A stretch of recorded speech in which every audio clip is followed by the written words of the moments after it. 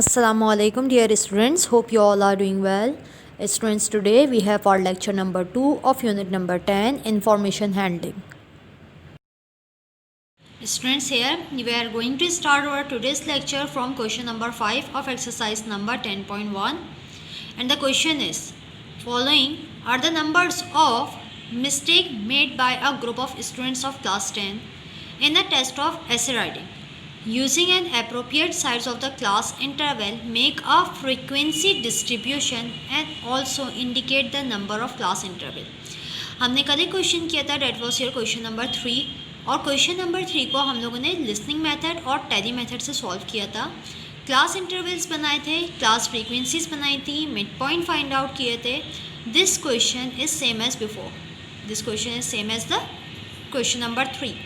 लेकिन यहाँ पे हम लोगों को बाउंड नहीं किया गया कि हमें कौन सा मेथड यूज़ करना है. We can use tally method as well as listening method also. ठीक है, तो मैं इस क्वेश्चन को लिसनिंग मेथड से सॉल्व करके दिखा रही हूँ. अगर किसी स्टूडेंट को समझ नहीं आया कल की क्लास में, so please listen to me very carefully. सबसे पहले इस क्वेश्चन में क्या कहा जा रहा है? इस क्वेश्चन में कहा जा रहा है कि एक ग्रुप ऑफ स्टूडेंट्स है जिसको ऐसे राइटिंग करने को दिए गए. ठीक है, और उन्होंने नंबर ऑफ़ मिस्टेक्स की. ठीक है, बहुत सारी मिस्टेक्स की. अब वो जो हम लोगों के पास नंबर ऑफ़ मिस्टेक्स की वो हमारे पास गिवन है. ठीक है, ये नंबर ऑफ़ मिस्टेक्स की गई है. बिल्कुल एक रॉ डाटा है, प्राइमरी डाटा है. हमें नहीं पता कि इस ग्रुप ने कितनी नंबर ऑफ़ मिस्टेक्स की हैं.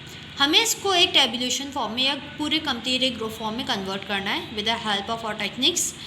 तो इसमें हमसे कहा जा रहा है कि हम लोग इसकी क्या करें. सबसे पहले तो फ्रीक्वेंसी डिस्ट्रीब्यूशन करें, यानी टेबुलेशन करें, टेबल्स ड्रॉ करें, फ्रीक्वेंसी डिस्ट्रीब्यूशन करें, इसकी फ्रीक्वेंसी को डिस्ट्रीब्यूट करें, क्लास इंटरवल बनाएं, और उसके बाद हम लोग अपना आंसर फाइंड आउट कर सकते हैं. तो देखिए बेटा, सबसे पहले आपको एक पूरा रॉ डाटा गिवन है. आपको नहीं पता फ्रीक्वेंसी डिस्ट्रीब्यूशन किस तरह से हो रही है, तो मैंने कल समझाया था, दोबारा से समझा रही हूँ. क्लास इंटरवल बनाने का तरीका, यानी ये वाली जो क्लास इंटरवल्स गिवन है हमारे पास, इसको बनाने का तरीका. सबसे पहले आपको क्या करना है, रेंज फाइंड आउट करनी है और उसको डिवाइड करना है हाइट से. देखिए मैंने यहाँ पे आपको लिख भी दिया आप लोगों की आसानी के लिए. क्लास इंटरवल किस तरह से निकालते हैं? रेंज को डिवाइड किया जाता है किससे? हाइट से. तो रेंज हमारे पास क्या होती है? रेंज का फॉर्मूला होता है maximum value minus minimum value. अब आप सबसे पहले देखिए कि आपको डाटा में मैक्सिमम वैल्यू क्या गिवन है. देखिए 14, 7, 12, 9, 21 and so on. I think so 22, this one 22, और इसके अलावा ये रहा 24. 22 से भी बड़ा नंबर हम लोगों को गिवन है, यानी मैक्सिमम नंबर, सबसे बड़ा नंबर हम लोग फाइंड आउट करेंगे, डेट इज़ 24. अब इस 24 को रेंज फाइंड आउट करने के लिए हमें मिनिमम नंबर, यानी मिनिमम नंबर को फाइंड आउट कीजिए कि आपके पास मिनिमम नंबर यहाँ पे क्या गिवन है. मिनिमम नंबर आपके पास यहाँ पे गिवन है 1 लास्ट. ठीक है, मिनिमम नंबर आपके पास गिवन है 1. तो देखिए आप क्या करेंगे, 24 को 1 से माइनस कीजिए तो आपको आपकी रेंज मिल जाएगी. जब मैं 24 को 1 से सब्ट्रैक्ट करती हूँ, आई विल गेट 23. रेंज मेरे पास क्या है? 23. हाइट के लिए मैंने कल बताया, अब मैं आपको दोबारा बता रही हूँ कि जब भी आप हाइट फाइंड आउट करेंगे तो हाइट को आप नंबर 5 से लेकर 15 तक सब्स्टिट्यूट कर सकते हैं, यानी 5 भी पुट कर सकते हैं, 6 भी, 7 भी, 8 भी, 9 भी, 10 भी. ठीक है, अब मैंने आपको बताया था कि कोई भी कंप्लीट डिवाइज़र को सेलेक्ट कर लीजिएगा, बहुत आसान हो जाएगा आपको क्वेश्चन सॉल्व करना. लेकिन आप देखिए 23 का कोई भी कंप्लीट डिवाइज़र नहीं है, क्योंकि 23 एक प्राइम नंबर है. तो मैं कंसीडर कर लेती हूँ अपने हिसाब से. 7 मैंने ले लिया यहाँ पे हाइट. आप 5, 8, 6, 9 ले सकते हैं. ठीक है, मैंने यहाँ पे हाइट ले ली है 7. जब मैं 23 को 7 से डिवाइड करती हूँ, मेरा आंसर आता है 3.28. अब मुझे क्या करना पड़ेगा? पॉइंट तो मैं कंसीडर कर ही नहीं सकती. तो देखिए पॉइंट में अगर आपको सिग्निफिकेंट फिगर पता है, यानी अगर सपोज़ कीजिए कि यूँ लिखा हुआ होता 3.5, तो मैं राउंड ऑफ करती अगले नंबर को. मैं क्या हाइट यूज़ करती? 4.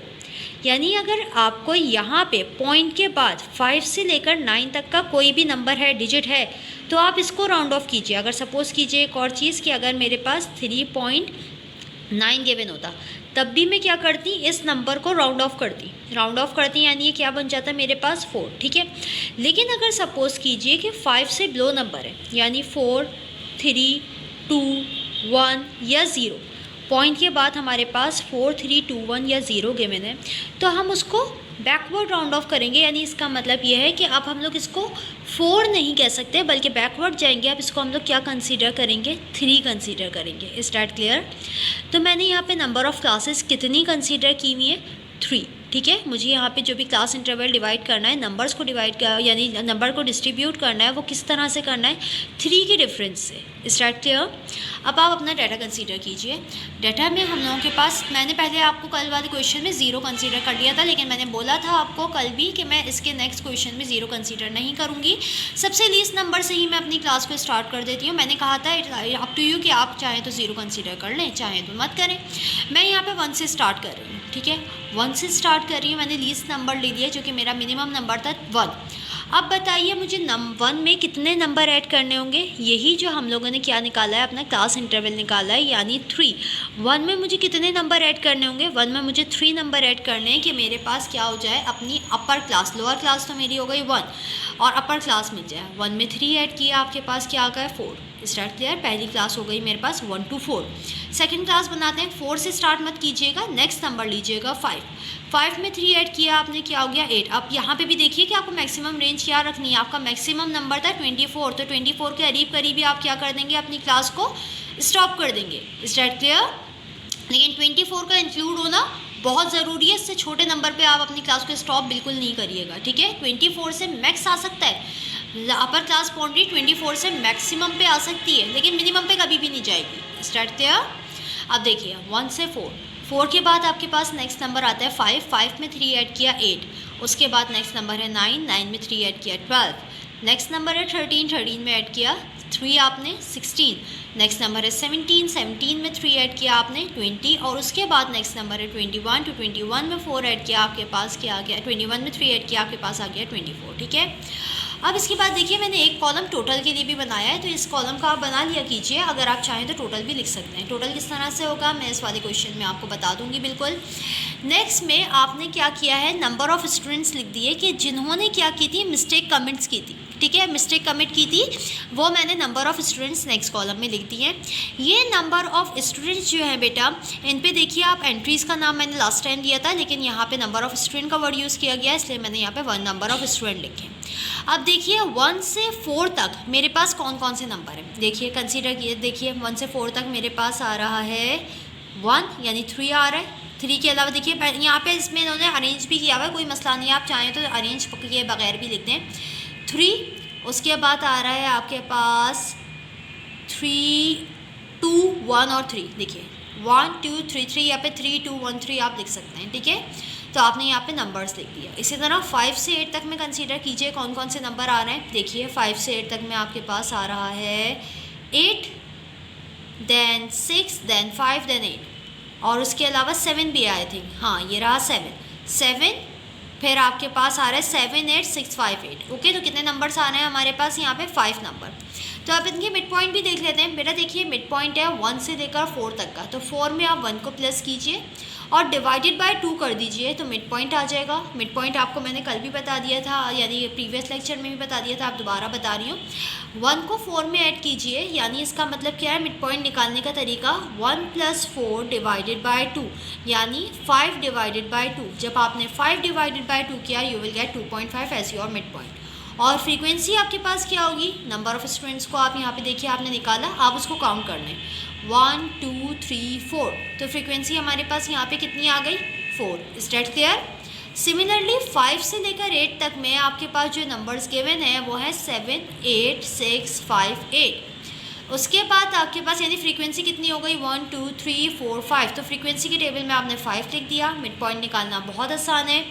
5 को 8 में ऐड कीजिए और उसके बाद उसको डिवाइडेड बाय 2 कर दीजिए। 8, 9, 10, 11, 12, 13 यानी यहाँ पे आ रहा होगा 13 डिवाइडेड बाय 2। 13 डिवाइडेड बाय 2 आपका मिड पॉइंट आ गया यहाँ पे 6.5। Is that clear? सिमिलरली आप पूरे टेबल को क्या कर सकते हैं, अपने डिज़ाइन कर सकते हैं इस वीडियो की हेल्प से, और ये टेबल अब आपसे क्या हो जाएगा, ईजिली ड्रॉ हो जाएगा। ओके, फ्रीक्वेंसी डिस्ट्रीब्यूशन भी निकाल सकते हैं, मिड पॉइंट भी निकाल सकते हैं, क्लास इंटरवल आपने ऑलरेडी निकाल दिया है। टोटल क्या करना है, आप यहाँ पे अगर नंबर ऑफ़ स्टूडेंट्स का यानी ये लिस्निंग मेथड को यूज़ करते हुए अगर आप टोटल नंबर्स मालूम करना चाह रहे हैं तो ये सारे नंबर्स को काउंट कर लीजिए। 1, 2, 3, 4, 5, 6, 7, 8, 9, 10, 11, 12, 13, 14, 15, 16, 17, 18, 19, 20, 21, 22, 23, 24, 25, 26, 27, 28. तो टोटल कितनी एंट्रीज आई हमारे पास? 28. You will write 28 in the column of total. इसी तरह मिड पॉइंट का टोटल निकालने की ज़रूरत नहीं है, चाहे तो आप निकाल के लिख भी सकते हैं. फ्रीक्वेंसी का टोटल, अब आप देखिए आपका आंसर, हाँ यहाँ पे एक चीज़ आप यहाँ पे वेरिफिकेशन भी कर सकते हैं. देखिए नंबर ऑफ स्टूडेंट्स का टोटल हमारे पास क्या आ रहा है? 28. सिमिलरली आप फ्रीक्वेंसी को भी काउंट करके देख लें. अगर फ्रीक्वेंसी भी आपके पास सेम आ रही है, यानी इसका मतलब है 28 आ रही है. 4 + 5 + 4 + 8 + 4 + 3 आप करके देख लीजिए. बिल्कुल अपने कैलकुलेटर को यूज़ कीजिए, आप सिंपल कैलकुलेटर की हेल्प से इसको ऐड करके देख लीजिए. अगर आपकी फ्रीक्वेंसीज और नंबर ऑफ स्टूडेंट्स आपके पास क्या आ रहे हैं? सेम आ रहे हैं, यानी एंट्रीज और फ्रीक्वेंसी सेम आ रही हैं, इसका मतलब है आपने क्या किया हुआ है? बिल्कुल परफेक्ट क्वेश्चन सॉल्व किया है. Is that clear? यानी बिल्कुल सही क्वेश्चन सॉल्व किया है. तो इस क्वेश्चन में आपको यही करना था. ये क्वेश्चन यहाँ पे ख़त्म हो गया है. Okay, now students, here we have question number 8. और यहाँ पे क्या कहा गया है? ड्रॉ अ हिस्टोग्राम, जिसको हम लोगों ने लास्ट टाइम नाम दिया था फ्रीक्वेंसी पॉलीगॉन का, उसको हम लोग हिस्टोग्राम भी कहते हैं. बेसिकली ये वाला ग्राफ जो आप ड्रॉ देख रहे हैं, इसको आप हिस्टोग्राम का ही नाम देते हैं. ओके, हम लोग यहाँ पे स्टैटिक यानी इंफॉर्मेशन हैंडलिंग के अंदर दो चीज़ें सीखते हैं जो बिल्कुल नई है आपके लिए. एक ग्राफ सीखते हैं जिसका नाम है हिस्टोग्राम, और एक हम लोग सीखते हैं पाई चार्ट, जो कि आप 10.2 में सीखेंगे. ओके, क्वेश्चन नंबर 8 में कहा जा रहा है draw a histogram from the distribution of daily earning of workers given below. ये एक ग्रुप डाटा है, आप इसको देखकर ही कंसीडर कीजिए कर सकते हैं कि पूरे डाटा को एक पर्टिकुलर फॉर्म में डिज़ाइन किया गया है. तो ये एक ग्रुप डाटा है. वर्कर्स यहाँ पे गिवन है आपके पास 180 to 284 वर्कर्स का हम लोगों के पास क्या है, और अर्निंग गिवन है. सॉरी, यहाँ पे नंबर ऑफ वर्कर्स गिवन है नीचे, और उनकी अर्निंग ऊपर गिवन है. जैसे 10 वर्कर्स कितना अमाउंट अर्न कर रहे हैं? 280 to 284. 20 वर्कर्स कितना अमाउंट अर्न कर रहे हैं? 285 to 289. 30 वर्कर्स कितना अमाउंट अर्न कर रहे हैं? 290 to 294. Similarly so on. आपको यहाँ पे एक डाटा गिवन है जो कि ग्रुप डाटा है.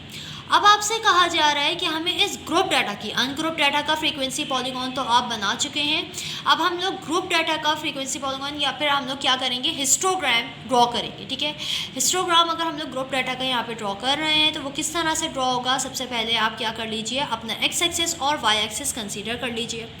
एक्स एक्सिस और वाई एक्सिस कंसीडर करने के बाद यहाँ पर आपको एक काम ज़रूर करना है, आपको ना मिड पॉइंट्स मालूम करने हैं. Mid points, okay, mid points. अब इसका मतलब यह है, यहाँ पे मिड पॉइंट के अलावा, सॉरी मैंने मिड पॉइंट एक नाम दे दिया, गलत नाम दे दिया. यहाँ पे क्लास बाउंड्री मालूम करनी है, क्लास बाउंड्री. और यहाँ पे हम एक नई चीज़ भी सीखते हैं अभी, लेकिन पहले तो मैं आपको थोड़ा सा बता दूँ कि किस तरह से डिवाइड कर आपको अपना चार्ट ये ग्राफ डिज़ाइन करना है. पहले आपने एक्स एक्सिस पे क्लास बाउंड्री लिख दी, और वाई एक्सिस पे आपने क्या ली थी? ये जो नीचे नंबर गिवन है, ऑब्वियसली यू नो डैट कि ये क्या है? फ्रीक्वेंसीज हैं.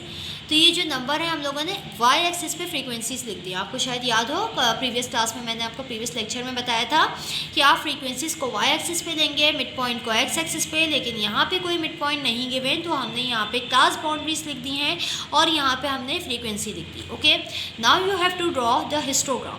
How we can draw the histogram? First of all, अब ये क्लास बाउंड्रीज हमारे पास क्या है? लोअर क्लास और अपर क्लास नहीं होता. हम लोग जब भी क्लास बाउंड्रीज की बात करते हैं तो ये क्लास बाउंड्रीज हमें ये तो पता है कि दो तरह की होती हैं. एक होती है हमारे पास लोअर क्लास बाउंड्री और एक होती है अपर क्लास बाउंड्री. ठीक है, लोअर क्लास बाउंड्री और अपर क्लास बाउंड्री. लेकिन अभी एक मैं नया वर्ड यूज़ कर रही हूँ, लोअर क्लास लिमिट का, और एक और वर्ड यूज़ कर रही हूँ इसी अपर क्लास बाउंड्री से निकलता है, अपर क्लास लिमिट.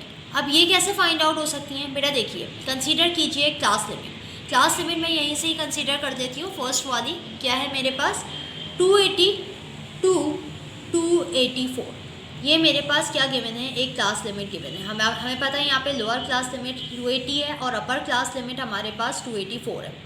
अब सॉरी लिमिट नहीं, लोअर क्लास 280 है और अपर क्लास 284 है. अब उसकी लिमिट कैसे निकालनी है? आप हमेशा लोअर क्लास में से ना माइनस करें 0.5 को, तो आपके पास लोअर क्लास लिमिट निकल जाएगी. और अपर क्लास लिमिट में प्लस करें 0.5 को, तो आपके पास अपर क्लास लिमिट निकल जाएगी. कैसे?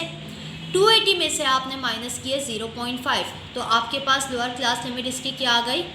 279.5. ओके, और 284 में आपने 0.5 को ऐड किया तो आपके पास क्या आ गया 284.5।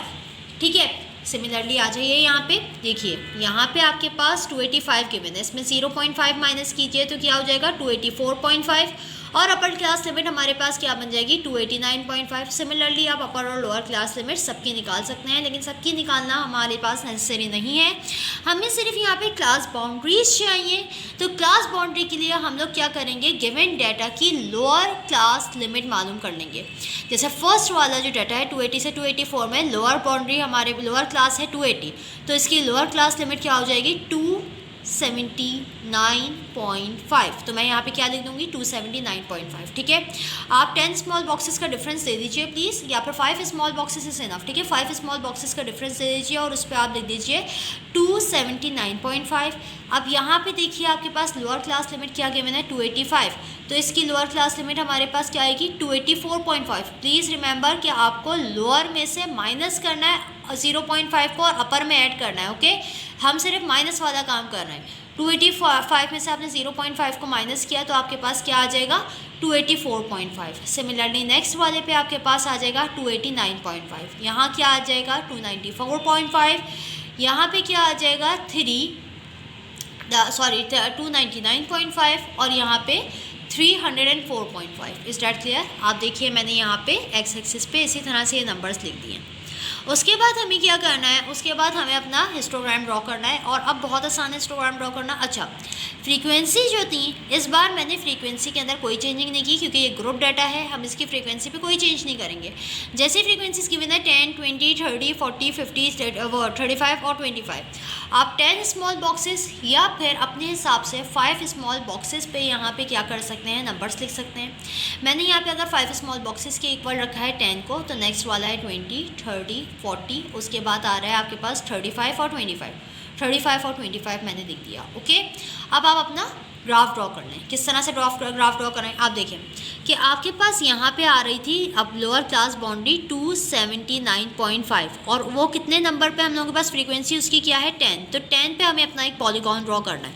किस तरह, हमने 279.5 पे अपना बॉक्स पे रखा, ठीक है, और उसके बाद हमने 10 पे लेकर उसके ऊपर एक क्या कर दिया, बॉक्स ड्रॉ कर दिया। ओके, ये एक पॉलीगॉन ड्रॉ कर दिया, हिस्टोग्राम ड्रॉ कर दिया। ओके, आप सब नाम दे सकते हैं इनको। अब उसके बाद हमारे पास क्या हो गया 284 के लिए, 285 के लिए हम लोगों ने फाइंड आउट किया था 284.5। तो देखिए 284.5 पे हमारे पास फ्रीक्वेंसी कितनी गिवन है 20, तो यहाँ पे 20 पे लेके हम लोगों ने क्या किया, एक पॉलीगॉन ड्रॉ कर दिया। बिल्कुल पॉलीगॉन में डिफरेंस नहीं होता बेटा, याद रखिए हिस्टोग्राम की डायग्राम को कि इसके अंदर हम लोग जगह नहीं छोड़ते, ये एक साथ एक के बाद एक बनता है। कलर भी कर लिया कीजिए अगर आप करना चाहें तो डिस्टिंग्विश हो जाएगा आपका।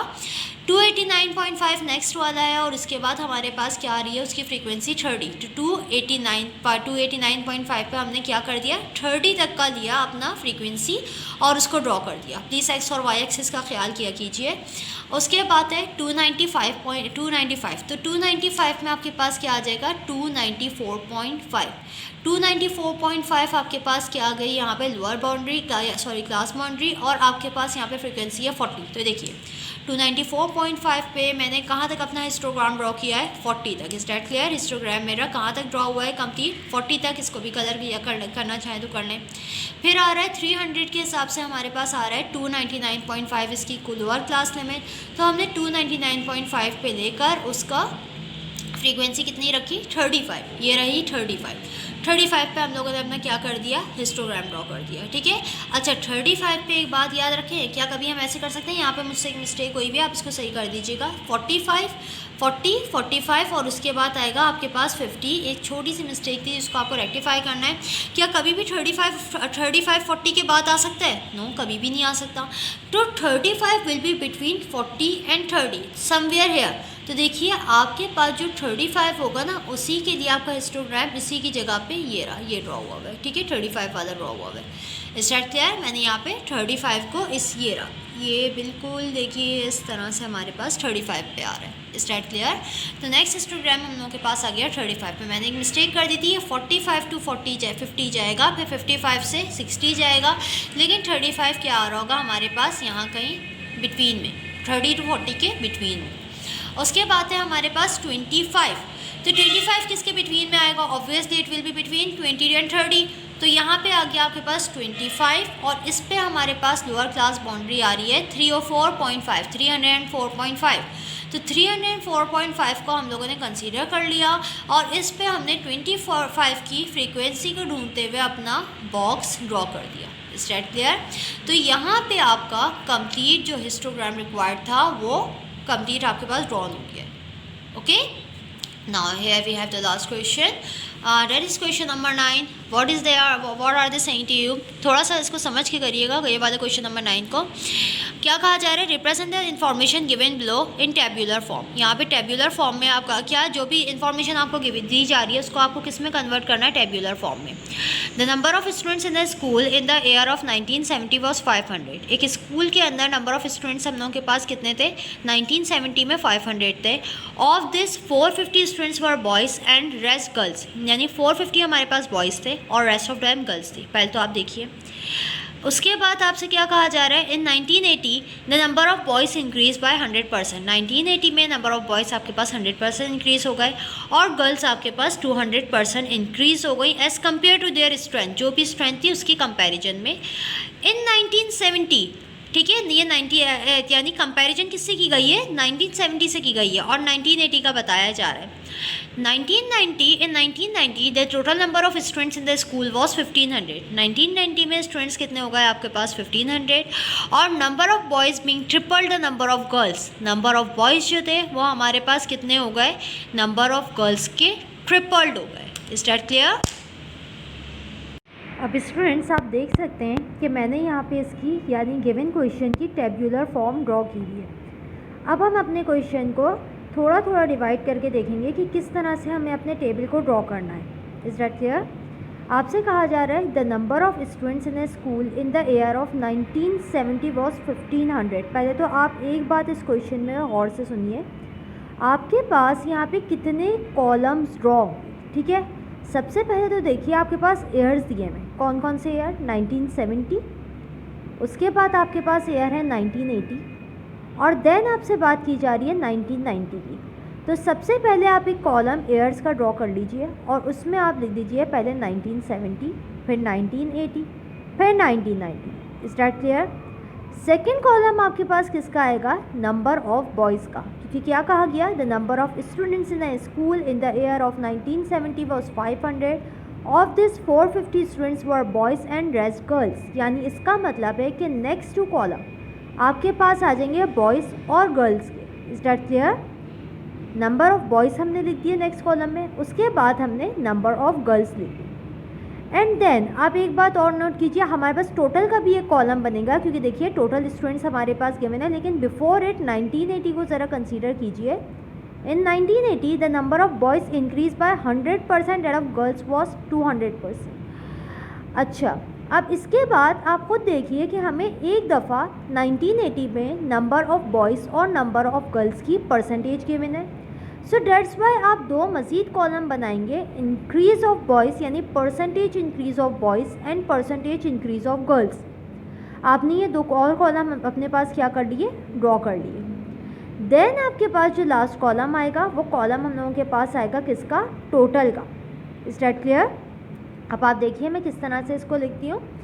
सबसे पहले 1970 को कंसीडर कर लेते हैं। उन्होंने कहा क्वेश्चन में हमारे पास गिवन है कि टोटल स्टूडेंट्स कितने थे? 500। तो हमने पहले टोटल में क्या कर दिया? 500 लिख दिया। Is that clear?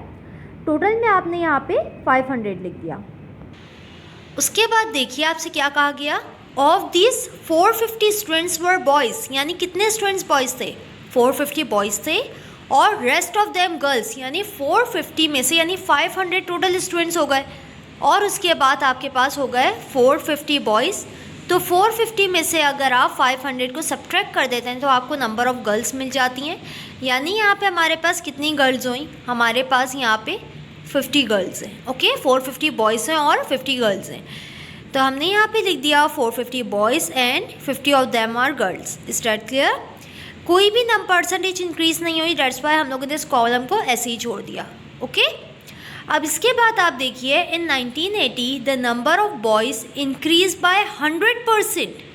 Ended of girls by 200%। अब आपके पास 1980 वाले कॉलम में दो चीज़ें गिवन है, percentage increase of boys and percentage increase of girls. तो हम सबसे पहले परसेंटेज इंक्रीज ऑफ बॉयज़ में लिख देते हैं कि कितने परसेंट बॉयज़ इंक्रीज हुए, 100%। So I will write 100 over this place. And number percentage increase of girls कितनी है, 200%। So I will write 200 in this column. अब आप देखिए कि आपके पास total number of students increase कितने हैं। Student, it is very easy to जज इट। अब आप सबसे पहले ये देखिए कि आपके पास बॉयज़ कितने हैं। तो बॉयज़ 100% से इंक्रीज़ हुए। अगर कोई भी चीज़ 100% से इंक्रीज़ होगी तो क्या हो जाएगा, हमारे पास वो चीज़ डबल हो जाती है। या फिर ईज़िली आप इसके लिए एक और काम कर सकते हैं कि आप यहाँ पे एक फॉर्मूला भी परसेंटेज का लगा सकते हैं। परसेंटेज निकालने का फॉर्मूला होता है, परसेंटेज निकालने का हमारे पास फॉर्मूला होता है परसेंटेज यानी P is equal to gain number divided by total number multiply by 100। अब आप देखिए यहाँ पे गेन नंबर का मतलब क्या है, यहाँ पे वो नंबर्स हैं बॉयज़ के जो हमें फाइंड आउट करने हैं, यानी गेन की जगह आप बॉयज़ भी लिख सकते हैं। टोटल हम लोगों को नहीं पता टोटल हमारे पास कितना है, तो टोटल हम लोगों के पास क्या करेंगे, हम लोगों को पता है, मैं भी बताती हूँ आपको टोटल कितना है, ठीक है। अब आप देखिएगा टोटल कितना है, यहाँ पे देखें पहले बॉयज़ हमारे पास कितने थे, 450 थे। तो बताइए यहाँ पे हम लोगों के पास बॉयज़ कितने होंगे, 450। इसी ये 450 की कंपैरिजन में 100% लगा है ना, हमें पहले से स्टूडेंट्स पता था 450 स्कूल के अंदर है। Is that clear? 450 boys school में अभी प्रेजेंट हैं, तो 450 के कंपैरिजन से 100% बॉयज़ क्या हो रहे हैं, इंक्रीज़ हो रहे हैं। तो परसेंटेज कितनी इंक्रीज़ आपको बता दी गई, 100% की परसेंटेज इंक्रीज़ हो रही है और मल्टीप्लाई बाय हमने 100 कर दिया। अब आप देखिए यहाँ पे हमें बॉयज़ मालूम करना है। अगर आप बॉयज़ 450 हैं और उनको 100 से मल्टीप्लाई करें, so you will get 45,000 is equal to boys, और यहाँ पे मल्टीप्लाई बाय क्या आ गया हमारे पास, 100। और 100 को अगर आप 45,000 से डिवाइड करवाएंगे, यानी 45,000 डिवाइडेड बाय 100, तो ये नंबर ऑफ़ बॉयज़ आपको पता चल जाएंगे कि कितने इंक्रीज़ हुए। यहाँ से ये कैंसिल, यानी कितने इंक्रीमेंट हुआ, 450 बॉयज़ 100% से इंक्रीज़ हो रहे हैं। तो अब टोटल कितने हो गए, पहले बॉयज़ हमारे पास थे 450, अब बॉयज़ हमारे पास हैं कितने, 450। तो 450 plus 450 total number of boys बताइए कितने हो गए आपके पास, 900। तो देखिए हमारे पास अब टोटल नंबर ऑफ़ बॉयज़ 1980 में कितने हो गए, 900। समझ आ रही है बेटा? सिमिलरली आप लोग क्या कर सकते हैं, इंक्रीज ऑफ गर्ल्स भी फाइंड आउट कर सकते हैं, but this time we have to use 200%। Why we have to use 200%? क्योंकि हमें दिया गया है कि गर्ल्स इंक्रीज़ हुई हैं कितने परसेंट से, 200% से। अब आप एक बात बताइए, अगर 100% हमारे पास किसी भी अमाउंट को डबल कर देता है, तो 200% उस अमाउंट को क्या कर देगा, ट्रिपल कर देगा। जैसे देखिए 100% में हमने 450 को किस में ऐड करवा दिया, 450 में, तो 900 बन गया।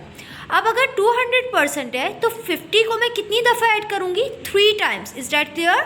200 की वजह से हम 50 को कितनी दफ़ा ऐड करेंगे, 3 टाइम्स, ट्रिपल हो जाएगा ये। 50 प्लस 50 प्लस 50 हमारे पास कितना आ रहा होगा, 150। Is that clear? तो गर्ल्स कितनी इंक्रीज़ हो गई बेटा आपके पास, 200% के हिसाब से 150। ओके, बॉयज़ अब की बार 1980 में 900 हो गए और गर्ल्स 1980 में हमारे पास हो गई 150। तो इन दोनों को सम कर लीजिए, 900 plus 150, you will get total of 150। Okay, 1050 students are total in the school in the year of 1980। Is that clear? अब आप देखिए 1990 थोड़ा सा ट्विस्टफुल है। 1990 में आपसे क्या कहा जा रहा है, in 1990 the total number of students in the school was 1500। Again the total is given to you. अब की बार स्टूडेंट्स आपके पास स्कूल में कितने हो गए, 1500। तो आपने यहाँ पे टोटल में क्या लिख दिया, 1500। But this time they are asking you that the number of boys being tripled the number of girls। अब की बार आपको कोई और फिगर नहीं दी गई, ये नहीं बताया गया नंबर ऑफ़ बॉयज़ कितने हैं और नंबर ऑफ़ गर्ल्स कितनी हैं, बस एक कंडीशन गिवन है, उसमें ये बोला गया है कि अब हमारे पास स्टूडेंट्स इंक्रीज़ तो हुए हैं 1990 में, लेकिन 50 कितने इंक्रीज़ हुए हैं, 1500 स्टूडेंट्स अब हमारे पास आ गए। Okay, but number of boys number of girls के ट्रिपल है। अब इसको किस तरह से सॉल्व किया जाए? बेटा देखिए, पहले तो आप अपना इंक्रीमेंट निकाल लीजिए कि हमारे पास सबसे पहले ये देखिए कि अब की बार हमारे पास स्टूडेंट्स कितने हैं, 1500। ओके, देखिए टोटल नंबर ऑफ़ स्टूडेंट्स हमारे पास आ गए अब की बार। आप ये सारा काम रफ कॉलम में कर सकते हैं। टोटल नंबर ऑफ़ स्टूडेंट्स हमारे पास आ गए 1500। कौन से ईयर में? 1990 में टोटल नंबर ऑफ़ स्टूडेंट्स हमारे पास कितने हैं, 1500। बॉयज़ गर्ल्स के ट्रिपल्ड है। इसका मतलब क्या है? अगर आप किसी भी एक सर्किल को पढ़ें, ठीक है, अगर मैं इसके 4 पार्ट्स करूं तो 4 पार्ट्स में से 3 पार्ट्स को हम बॉयज़ के लिए ऑक्यूपाई करेंगे और ये 1 पार्ट हम लोगों के लिए क्या होगा, गर्ल्स के लिए होगा। Is that clear? इसीलिए उन्होंने बताया कि इसका मतलब क्या हुआ, इसका मतलब ये हुआ कि जो नंबर ऑफ़ स्टूडेंट्स है 1500, इनको कितने पार्ट्स में डिवाइड किया गया है? इनको 4 इक्वल पार्ट्स में डिवाइड किया गया है। इस तरह से कि 3 पार्ट्स ऑक्यूपाई करेंगे बॉयज़ और 1 पार्ट हम लोगों के पास किसके लिए होगा, गर्ल्स के लिए। अब आप क्या करेंगे, आप अपने बॉयज़ की क्या बोलते हैं अमाउंट, यानी जो हमारे पास नंबर ऑफ़ बॉयज़ मालूम करने हैं, नंबर ऑफ़ गर्ल्स मालूम करनी है, उसके लिए आप क्या करेंगे, 1500 को पहले 4 से डिवाइड करवा दीजिए। You will gate 375। Is that clear? 375, यानी इसका मतलब क्या था कि अगर ये बॉयज़ है तो 375, 375, 375 और 1 पार्ट गर्ल्स का हो गया 375। Is that clear? अब आप बताइए कि मैं यही करूँगी कि मेरे पास 3 पार्ट्स बॉयज़ जो है वो 3 टाइम्स ऑफ गर्ल्स है, यानी हमारे पास आ गई गर्ल्स और जो बॉयज़ हैं वो 3 टाइम्स ऑफ गर्ल्स हैं। इसका मतलब क्या है, अगर गर्ल्स की जो नंबर हैं वो हमारे पास हैं 375, तो बॉयज़ के नंबर क्या होंगे, 3 टाइम ऑफ गर्ल्स। इसका मतलब क्या है, 3 को हम मल्टीप्लाई कर देंगे 375 से। जब हम 3 को 375 से मल्टीप्लाई करते हैं सो वी विल गेट 1125 और यहाँ पे गर्ल्स कितनी है हमारे पास, 375। समझ आई आपको? यानी ये बॉयज़ जो थे वो 3 टाइम्स ऑफ क्या हो गए हमारे पास, गर्ल्स हो गए। Is that clear? अगर आप चाहते हैं कि आपको वेरीफाई करना है कि आपका आंसर करेक्ट है या इनकरेक्ट है, तो आप देखिए कि टोटल नंबर ऑफ़ स्टूडेंट्स आपको कितने गिवन थे, 1500। आप इन दोनों नंबर्स को, यानी नंबर ऑफ़ गर्ल्स को भी और नंबर ऑफ़ बॉयज़ को भी ऐड कर लीजिए। अगर आप वेरीफाई कर रहे हैं तो नंबर ऑफ़ गर्ल्स और नंबर ऑफ़ बॉयज़ को क्या कर लें, ऐड कर लें, तो आपके पास क्या होगा, 1125 plus 375 and you will get the total of 1500. It means that your answer is correct. Is that clear? So now this time you have find out that how many number of boys we have. We have 1125 boys and number of girls are 375. So the total we are getting of 1500. Percentage increment की कोई ज़रूरत नहीं है. You have completed your table over here. Okay, so in this way we can easily convert the given word problem into the tabular form. Is that clear? I hope students this lecture is clear to all of you. If you face any query while solving the question, so you may ask me on your WhatsApp group. It is enough for today. Take care of yourself. Now this time is for your home assignment. Home assignment. Do solve question number 7 and 8 by your own. In this question you have to draw a histogram. Okay? And also copy down all the solved questions from this lecture. Thank you so much. Take care of yourself. Allah Hafiz.